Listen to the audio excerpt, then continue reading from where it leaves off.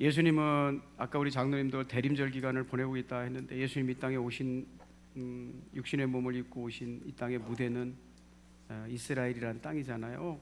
그 이스라엘 땅을 팔레스틴이라고 부르는데, 꼭 가서 그 성지에 가서 부르면 왜 예수님께서 육신의 몸을 입으시고 이 땅에 오셨는지, 그 하필이면 팔레스틴에 오셨는지를 잘 알 수 있습니다. 예수님이 걸어가셨던 갈릴리, 또 예루살렘 이런 데 좀 같이 그 나라에 평화가 오면 꼭 같이 무대, 예수님 활동하신 무대 여러분 모시고 좀 같이 다시 한번 성지순례 갔으면 좋겠고요. 처음에 갔을 때는 뭐가 뭔지 모르셨던 분들도 있을 거예요. 근데 이게 그런 것이었구나 알 수 있는데요. 지금 예수님 오셨을 때도 그랬지만 지금도 이스라엘과 팔레스틴은 하마스, 그 팔레스틴 사람들이죠. 전쟁을 하고 있어요. 지금 이스라엘과 팔레스틴 지역에는요, 특별히 이스라엘 사람들이 팔레스틴 지역의 사람들을 이런 장벽으로 막아 놓았어요. 그러니까 팔레스틴이란 지역엔 이스라엘 사람들도 살고 있고 블레셋 팔레스틴 사람들도 살고 있는데 섞여 살고 있어요. 이제 같은 땅에 섞여 살고 있는데 팔레스틴 사람들이 살고 있는 땅이 있고 이스라엘 사람들이 살고 있는 땅이 있어요.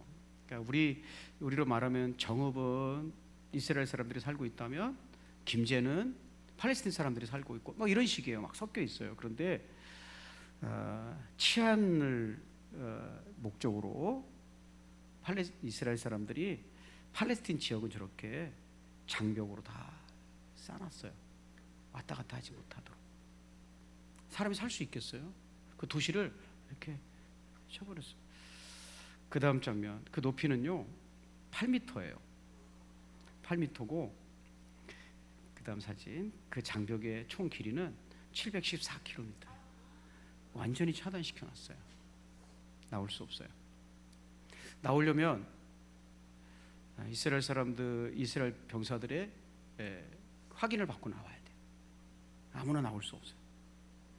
이렇게 해서 이거를 하려고 막 폭탄 테러도 하고 싸우고 있는 중이에요. 아직도 평화가 없는 땅이죠. 많은 사람들이 죽고 나중에 제가 성탄절에 한번 이스라엘 사람들이 이 팔레스틴 사람들이 사는 땅을 어떻게 만들어 놨는지 사진으로 좀 보여줄 수 있으면 좋겠어요. 자, 이번에는 예루살렘을 좀 보여드릴게요. 평화의 땅, 평화의 성이란 뜻, 시온성이라고 말하는 예루살렘 전경을 잠깐 보여드리겠습니다. 이게 예루살렘인데요. 예루살렘 사진을 찍으면 제일 잘 보이는 건물이 여러분 보시기에 어떤 건물이신가요? 제일 잘 보이는 건물, 크게 그 앞에 황금색 사원이 보이죠? 그게 이제 이슬람 사원이에요. 이슬람 사원이고 그 왼편 뒤쪽으로, 약간 왼편 뒤쪽으로 파란색 돔이 보일 거예요. 파란색 돔 보이나요? 저만 보이는 줄 알았더니 하도 반응이 없어가지고. 벽이 이제 저 앞에 있는 벽은 통곡의 벽이고요. 자, 하여튼 이렇게 성전사, 이렇게 이슬람 사원인데 그 뒤에 있는 교회가 교회예요. 교회 성묘교회라고 해가지고 예수님이 거기서 부활하셨다 해가지고 그 부활한 곳에다가 예수님 묻히셨으니까 거기서 부활하셨겠죠. 그래서 거룩한 묘, 성묘교회다 이렇게 부르는 예배당이에요. 그런데 이제 여러분 궁금하시지 않나요? 제일 가운데에 저기 이슬람 성전이 세워져 있는 저 황금으로 돔으로 만든 순금이에요. 저거 금으로 만든 저 황금으로 만든 돔이 있는 저 이슬람 사원은 저 서 있는 곳이 바로 성전산이에요. 성전산. 저 성전산. 왜 성전산에 이슬람 사원이 세워져 있을까요? 성전산은요, 왜 성전산이라고 불렀냐면 예루살렘 성전이 거기 서 있었기 때문에 성전이 서 있었기 때문에 성전산이라고 부른 거예요. 자, 이해가 되시면 아멘. 거기가 성전이 서 있었던 곳이기 때문에 성전산이라고 부르는데 왜 예루살렘 성전이 서 있는 곳에 이슬람 사원이 있는 걸까? 지금은 성전이 없고 2000년 전에요, 예수님께서 성전을 보고 이렇게 말씀하셨어요. 예루살렘 성전을 보고 제가 읽어보겠습니다. 2000년 전에 예수님께서 성전이 있었을 때 어떤 사람들이 성전을 가리켜 그 아름다운 돌과 헌물로 꾸민 것을 말하며 예수께서 이르시되 6절 너희 보는 이것들이 날이 이르면 돌 하나도 도리에 남지 않고 다 무너뜨려지리라. 아멘. 하나님께서 성전이 무너질 것이라고 예언하셨어요. 2000년 전에. 그리고 실제로 2000년 전에 로마의 침략으로 예루살렘 성전이 무너져요. 그래서 성전산이라는 이름만 남아있는데 이슬람 교도들이 그곳에다가 저렇게 성전을 자기들의 이슬람 성전을 세운 거예요. 저 성전의 이름은 바위돔 사원이에요. 바위돔 사원. 성전산에 지금 그러니까 예루살렘 성전이 있던 자리에 성전이 없어지고 예수님 말씀하신 대로 없어져서 폐허가 돼서 없어지고 2000년이 지난 지금은 바위돔 사원이라고 하는 사원이 이슬람 사원이 세워져 있다는 거예요. 왜 성전산에는 바위돔 사원이라는 사원이 세워져 있는 걸까? 거기에 아주 중요한 바위가 있기 때문에 그래요. 그 바위 때문에 옛날에 솔로몬도 거기다 성전을 세웠어요. 그 바위 때문에 이슬람 교도들도 바위돔 사원을 세운 거고요. 그 바위가 뭐냐면 바위가 거기 그 자리에 성전산 꼭대기 그 바위에 뭐가 있냐면 아브라함이 이슬람 교도들의 믿음이에요. 아브라함이 우리의 믿음의 조상 아브라함이 하나님의 말씀에 순종해서 이스마엘을 번제로 드렸던 제단이다 거기가. 그러니까 우리에게는 성지다. 우리의 믿음의 조상인 아브라함이 바로 여기서 하나님께 인정을 받았고 그 이후에 우리는 이렇게 하나님의 신앙으로 지금 살고 있다. 여러분 이스마엘이 아랍의 후손이잖아요. 이스마엘의 후손이 아랍이잖아요. 그죠? 그래서 그렇게 믿고 있어요. 그러니까 거기 고 성전산 거기 바위는 이슬람 교도들에게 굉장히 중요한 성소예요. 우리들의 시작이 되는 그 지점이에요. 그래서 거기다가 성전을 세운 거예요. 여러분 우리는 그 제단에다가 그 돌에다가 누구를 드렸다고 믿죠? 아브라함이? 그게 이삭을 드렸다고 믿어요. 그 바위에다가. 그런데 이슬람 무슬림들은 이스마엘을 드렸다고 믿는 거예요. 기독교인들은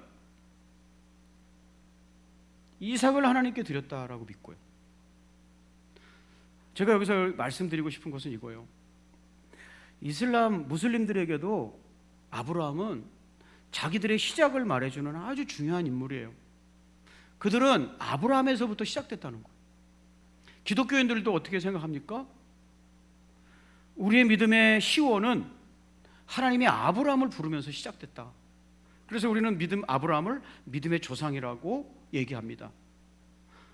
유대인들은요, 말할 것도 없이 유대인이야말로 아브라함의 정통 후손들이다. 아브라함, 이삭, 야곱 이렇게 이어져서 우리 지금 이스라엘이 이루어졌다라고 믿어요. 제가 도표 하나 보여드릴게요.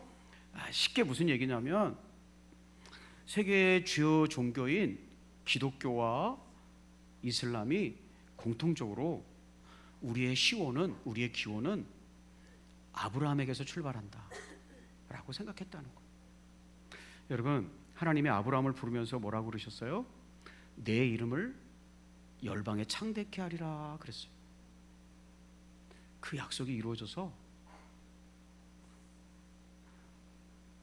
대략 40억의 인구가 우리는 아브라함에게 뿌리를 두고 있다라고 고백한다는 거예요. 여러분 이거보다 더 유명해진 인물이 있을까요? 40억이 그를 추앙한다는 거죠. 제가 계산해 봤어요. 그리스도인들이 24억, 무슬림들이 17억, 유대교인이 전 세계에 1,500만이 있거든요. 그러니까 약 41억의 사람들이 우리의 믿음의 조상은 아브라함이다. 그래요. 우리가 읽은 오늘 하나님 말씀은요, 아브라함의 후손들인 유대인들이 왜 우리는 이 땅에서 살게 되었고 왜 우리는 이런 사람들이 되었는가를 고백하는데 아브라함 때문에 그렇게 됐다는 거예요. 역시 우리의 정통 후계자는 아브라함이라는 이제 고백인데요. 여러분, 왜 아브라함은 이렇게 위대한 인물이 되었을까? 여러분이나 아브라함이나 다 비슷한 사람이었어요. 근데 아브라함은 아주 놀라운, 전 세계 사람들이 다 이름을 알고 있는, 주요 종교에서 특별히 그 시온을 거기다 두고 있는 대단한 사람이 되었는데, 유대인들은 그 아브라함이 그렇게 된 이유를 오늘 이렇게 노래하고 있어요. 첫째, 아브라함이 그렇게 우리의 조상이 되고 그렇게 하나님께 인정받게 된 것은 하나님이 우리 조상 아브라함을 선택하고 부르셨기 때문이다. 그러니까 아브라함이 훌륭한 게 아니라 우리 하나님이 아브라함을 선택하고 부르셨기 때문에, 그 부르심 때문에 아브라함은 아브라함이 될 수 있었다라고 고백하고 있는 거예요. 자, 이해가 되시면 아멘. 그러니까 하나님의 부르심 때문에 그는 놀라운 인물이 되었다. 우리 조상이 되었다. 느헤미야서 9장 7절입니다. 자, 여러분, 저는요 하나님의 부르심이 뭔가를 여러분에게 좀 나누려고요. 자, 느헤미야서 9장 7절에서 그래서 이스라엘 백성들이 포로기에서 돌아와서 그들이 다시 이 땅에서 살아갈 땅을 위해서 성전을 건축하고 또 성벽을 고치면서 느헤미야서 9장 7절을 노래하고 있어요. 같이 한번 읽어볼까요? 자, 시작.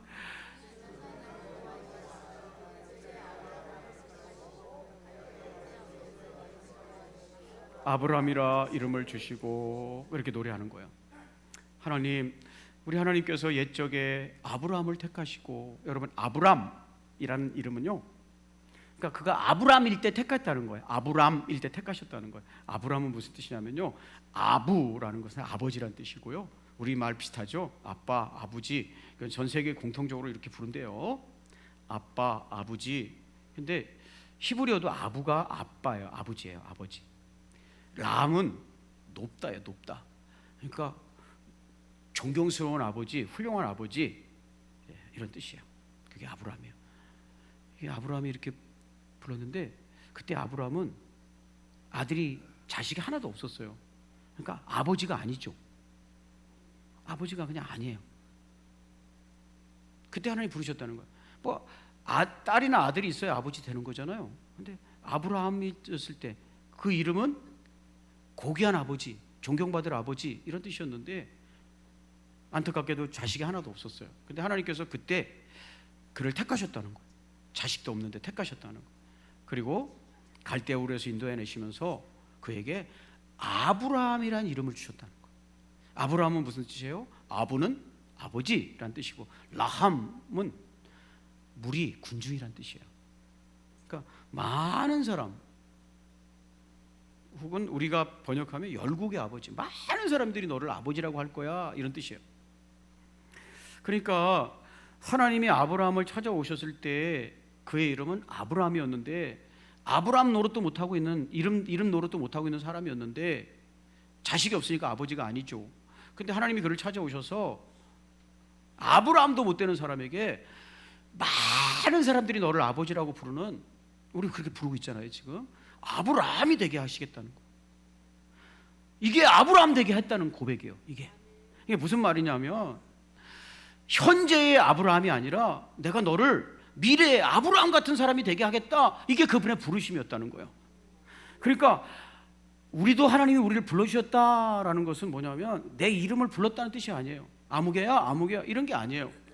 하나님이 나를 부르셨다는 건, 아브라함을 부르셨다는 건, 너는 지금 아브라함이지만 내가 너를 아브라함이 되게 하겠다, 이게 그의 부르심이었다면 오늘날도 마찬가지예요. 여러분, 하나님이 우리를 부르신다고 그러잖아요. 여러분, 우리 하나님의 부르심 때문에 여기 온 줄로 믿습니다. 그러므로 부르심이 뭐냐면, 하나님이 우리에게 해주신 약속을 아는 것, 하나님이 나에게 해주신 약속을 알게 된 것, 그것을 부르심이라고 하는 것. 여러분, 우리는 예수님 안에서 예수를 믿으면 천국이 있다는 소망을 교회 와서 배우셨잖아요. 그게 부르심이라는 거예요. 그래서 부르심을 다른 말로 소명이라고 하는 거예요. 소명. 내가 너를 어떻게 만들게, 내가 너를 이런 사람 되게 만들게, 너는 지금 이렇게 살고 있지만 이 모습이 네 모습이 아니라 내가 너를 이렇게 바꿀게, 이것을 알게 되었을 때 그것이 바로 하나님이 나를 부르셨다 이거예요. 사랑하는 여러분, 하나님은요 예수님을 십자가에 죽게 하시고 우리 같은 죄인을 용서받게 하셔서 하나님의 자녀가 되게 해주시겠다고 약속하셨습니다.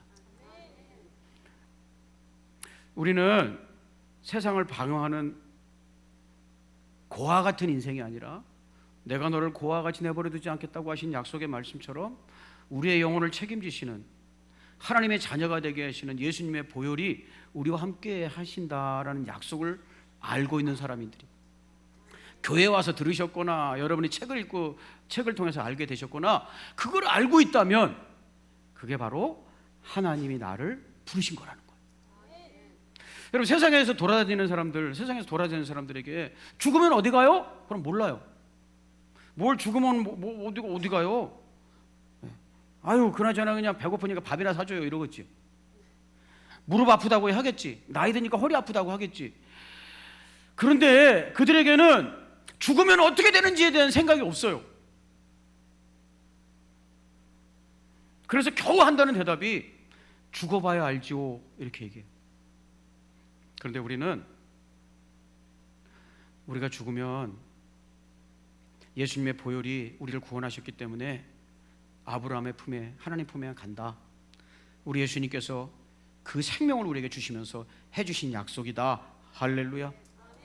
이거를 알게 된 것을 주님이 나를 부르셨어요, 택하셨어요 라고 한다는 거예요. 자, 여기까지 이해가 되시면 아멘. 하나님께서는요 아브라함에게 너 지금 아브라함이지만 내가 너를 인도해서 아브라함이 아니라 아브라함이 되게 할 거야 라고 한 것을 택하시고 부르셨어요 라고 후손들이 고백하고 있다는 거예요. 두 번째, 아브라함은 왜 이렇게 위대한 사람이 됐는가? 자, 하나님께서 그에게 아브라함이 되게 하게 해주시겠다는 약속을 주신 다음에 하나님께서 두 번째, 아브라함이 하나님의 약속에 대해서 어떻게 하는지를 보셨다는 거예요. 그러니까 이게 만약에 약속이라고 하면 아브라함에게 이런 약속을 건네주는 거예요. 너 지금 아들도 하나도 없지? 내가 나를 따라오면 내가 너를 아브라함이 되게 할게. 무지무지하게 많은 사람들이 너를 존경하게 될 거야 하고 이렇게 약속을 준 거예요. 그리고 약속을 주면서 하나님이 그 약속을 받는 아브라함이 어떻게 하는지를 보셨다는 거예요. 우리 아브라함은 내가 이런 약속을 줄 때 어떻게 할까? 자, 같이 한번 읽어볼까요? 느헤미야서 9장 8절입니다. 시작. 크게 시작.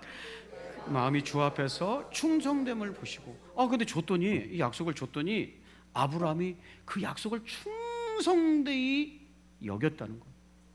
여기서 충성이라는 말이 뭐냐면요, 아만인데요, 히브리 아만인데 우리가 아멘 할 때 그거예요.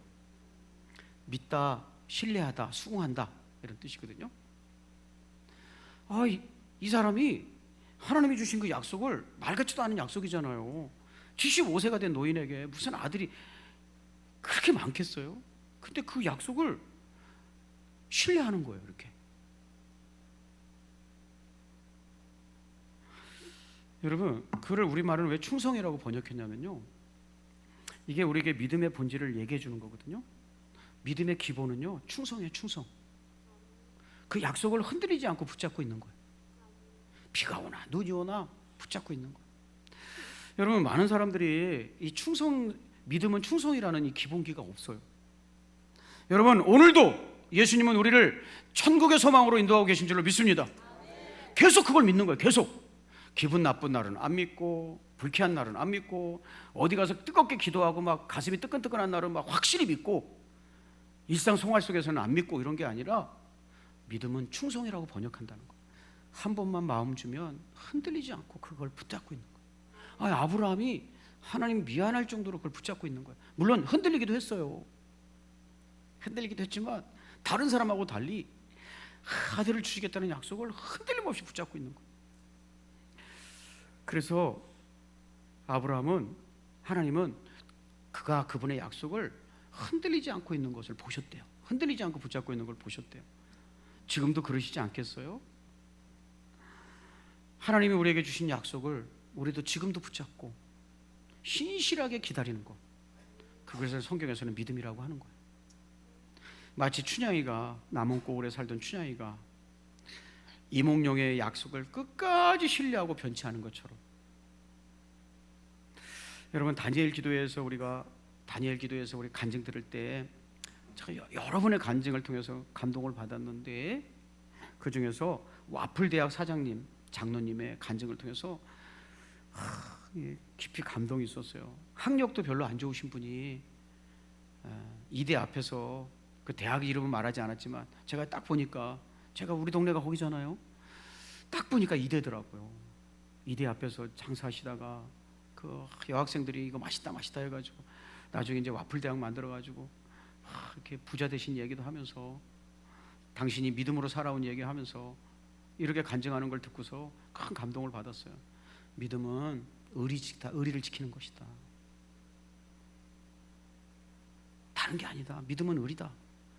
내가 이 교회 섬기기로 했으면 끝까지 지키고, 내가 이 직분을 하나님께서 나에게 맡기셨으면 끝까지 지켜내는 거. 여러분, 물론 사탄이 그거 충성스럽게 지키지 못하도록 유혹하고 시험 들게 만들고 넘어지게 할 거예요. 여러분, 근데 1m만 더 파봐라 이런 책 있잖아요. 아들아 1m만 더 파봐라. 조금만 더 충성하면 이루어지는데 사람들이 막 포기하잖아요. 하지도 않지만 하고 있던 것도 포기하잖아요. 근데 아브라함은 하나님이 주신 약속을 충성스럽게 붙들고 있더라는 거예요. 그렇게 충성스럽게 붙들고 있는 걸 뭐라? 믿음이라 한다. 아만 하고 있더라. 그걸 보셨다는 거예요. 여러분, 우리 주님께서 우리에게 약속하신 약속들을 흔들림 없이 오늘도 붙들고 나가시기를 주의 이름으로 축복합니다. 그래서 아브라함이 아브라함 되게 하셨다는 거예요, 하나님께서. 세 번째, 그래서 아브라함이 그 충성스러움을 통해서 일하셨다는 거예요. 하나님은 아브라함의 믿음, 그 충성이 믿음이라고 지금 설명했죠. 믿음을 통해서 일하셨다. 여러분 함께 읽을까요? 시작. 더불어 언약을 세우사 가나안 족속과 헷 족속과 아모리 족속과 브리스 족속과 여부스 족속과 기르기스 족속의 땅을 그의 씨에게 주리라 하시더니, 여기까지만요. 그의 씨에게 주시리라. 아들도 한 명도 없는데 그의 씨에게 주리라. 네 아들 딸들에게 내가 줄 것이다. 이렇게 약속하셨다는 거예요. 근데 그 약속을 아브라함이 끝까지 붙들고 있는 거예요. 그랬더니 그 말씀대로 이루셨사오매. 우리가 그 증인들이라는 거예요. 이루셨사오매 주는 의로움이시로소이다. 그 말씀대로 이루어주셨어요, 우리에게. 그래서 우리가 이 땅에 돌아와야 될 이유가 있는 거고, 이 땅에 살아가야 될 이유가 있는 겁니다 라고 지금 느헤미야의 백성들이 노래하고 있는 거예요. 사랑하는 여러분, 하나님은요 우리에게 약속을 주셨어요. 내가 너를 구원하기 위해서 십자가를 지었다. 할렐루야. 그 약속의 말씀을 신실히 붙잡고 있는 것을 믿음의 사람이라고 하고, 하나님은 그 믿음의 사람을 통해서 일하신다는 거예요. 여러분, 세 가지 약속은 우리 간직하고 살아야 돼요. 첫째, 죄 많은 이 세상은 우리 집이 아니에요. 우리의 고향은 하나님 나라예요. 세상이 두 쪽 나고 어떤 시대를 맞아도 우리의 집은 여기 아니에요. 그 약속 충성스럽게 간직하고 살아가시기를 주의 이름으로 축원합니다. 그걸 뭐라? 믿음이라 한다. 두 번째, 여러분 힘들고 지치고 내 눈에 안 보이는, 하나님이 안 보이는 것 같아도 하나님 우리에게 우리를 떠나지 않는다고 약속해 주셨어요. 우리를 인도하신다고 약속해 주셨어요. 내 너를 버리지 아니하리라, 떠나지 아니하리라 약속해 주셨어요. 그 약속 신실하게 붙잡고 하루 살아가시기를 주의 이름으로 축복합니다. 그걸 뭐라고 한다? 믿음이라 한다. 하나님의 약속을 충성스럽게 간직한. 세 번째, 힘들고 어렵고 지치면 포기하지 말고 하나님 아버지 앞에 와서 기도하라는 거예요. 그럼 하나님께서 그 기도 듣겠다는 거예요. 그 약속 앞에 충성스러운 거죠. 여러분, 그 약속 간직하고 살아가시기를 주의 이름으로 축복합니다. 하나님께서 끝이 아니라고 그랬어. 이런 일들이 있을 수 있다고 했어. 인생을 살다 보면 아픔도 있고 고통도 있을 수 있다고 했어.